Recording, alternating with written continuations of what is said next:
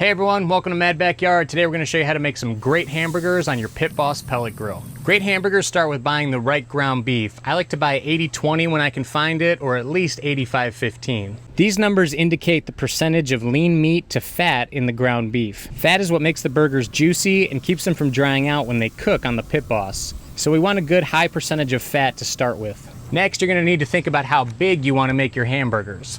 Most large restaurant-style hamburgers are anywhere from 1/3 of a pound, which would be about 5 to 6 ounces, all the way up to a 1/2 pound, which would be a full 8 ounces. If you don't want hamburgers quite that large and maybe more around the size of a McDonald's quarter pounder, go with 4 ounces of ground beef per hamburger. And finally, if you want to do thinner, crispy smash burgers, plan on about 2 to 3 ounces of ground beef per patty, but 2 burgers per person. Knowing that there's 16 ounces in a pound, this will help you decide how much ground beef to buy. Today we're going to keep it simple and go with some classic 1/3 pound restaurant style hamburgers on our Pit Boss. How good your hamburgers turn out really starts right at this point. You don't want to squeeze or smash the meat around or add a bunch of salt and seasonings at this point. If you've ever bitten into a hamburger and it tasted more like the consistency of a meatball, it's probably because whoever made the hamburger overworked the meat right at this point. The more you work the meat with your hands, the more you release a protein called myosin, which can actually make the burgers tougher and denser. So you just want to gently mold them enough to get them the right size and shape, and then leave them alone. I'd highly recommend using a good kitchen scale to help measure out your hamburgers.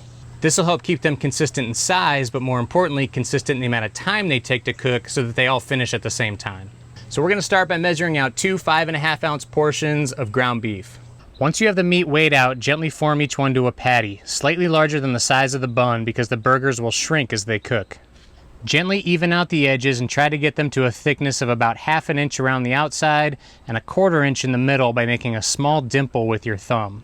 The middle of the burgers tends to puff up while cooking as the burgers contract inward, so the dimple will help keep them evenly patty-shaped. You'll notice we still haven't salted our hamburgers, and you may be tempted to do so at this point. However, both Cooks Illustrated and Kenji Lopez from Serious Eats argue that you should wait to salt your hamburgers until right before you put them on the grill. There's a great article from Kenji Lopez talking all about this, and I'll put a link down in the description if you want to check it out. But basically, he talks about how adding salt ahead of time can break down more proteins inside the hamburger, kind of causing the same issue as overworking the meat. For steaks and roasts, yes, you can salt ahead of time, but for ground meat hamburgers, you want to wait until the last possible second. Once the patties are formed, place them on some wax paper and put them in the refrigerator until the Pit Boss is ready. Your hamburger patties will stay more intact and juicier while cooking if you put them on the grill cold. Now we're going to get our Pit Boss set up to cook the hamburgers. Turn on the Pit Boss, let it run through the startup cycle, and then turn the temperature to high. It really doesn't matter what type of pellets you use for these because we aren't going for smoke flavor at these temperatures, just heat.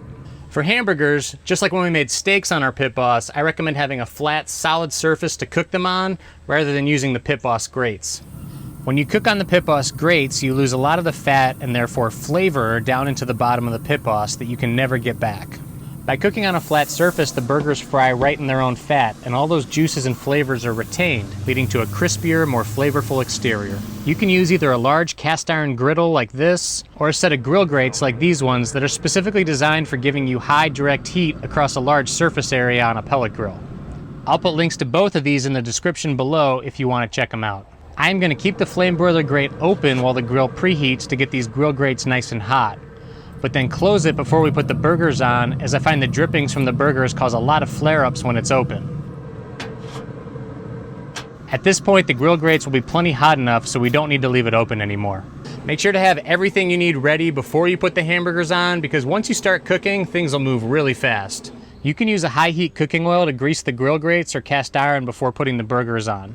But for even more flavor, just like we did on our steaks, I recommend using a spoonful of beef tallow. Get a jar just like this. It's solid at room temperature and shelf stable, but melts quickly on the grill, and you can spread it around before adding your burgers. If you're making thinner 2 or 3 ounce smash burgers, don't bother forming the ground beef into patties ahead of time. Form them into small 2 or 3 ounce meatballs, then use a burger press like this cast iron one from Cuisinart, as it makes shaping the burgers and cooking them on the grill much faster and easier. Also, make sure you have a good spatula for turning your hamburgers. I really like this one from Hulisen because it's got a nice thin edge on the side, really gets under the burger and gets all those brown bits, and it's also big and sturdy, so it's really good at flipping those restaurant-style hamburgers. You'll also need a good instant read thermometer so you know exactly when the burgers are done.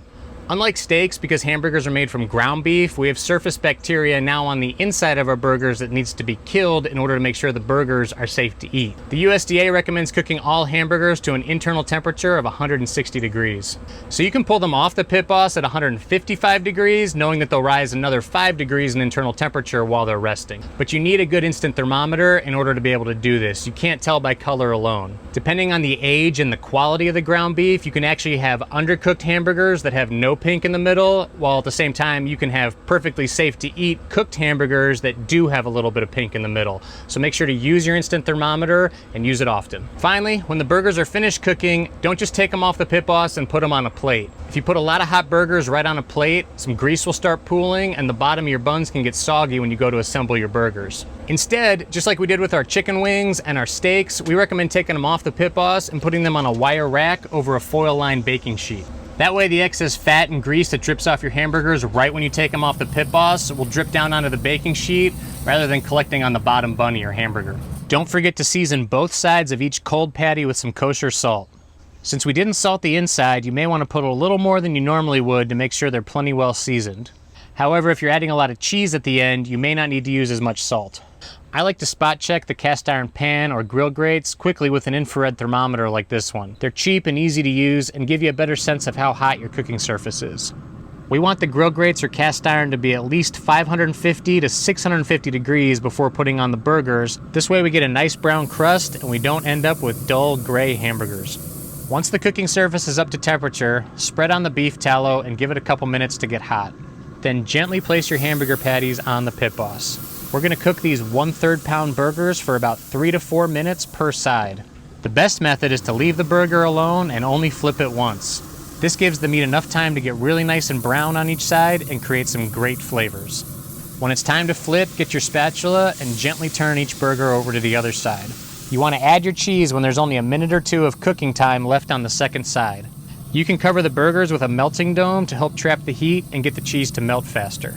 Once the hamburgers are up to 155 degrees internally, remove them from the grill and put them on the wire rack. You don't really need to set aside resting time, as they only need about 5 minutes, and it will likely take that long anyway for you and your guests to assemble your burgers. I like to use some nice brioche buns and toast them on the pit boss as well. I recommend putting them right in the hot beef tallow on the grill grates, and they'll get nice and crispy on the edges in just about a minute. All that's left to do now is gather your toppings and assemble your hamburger.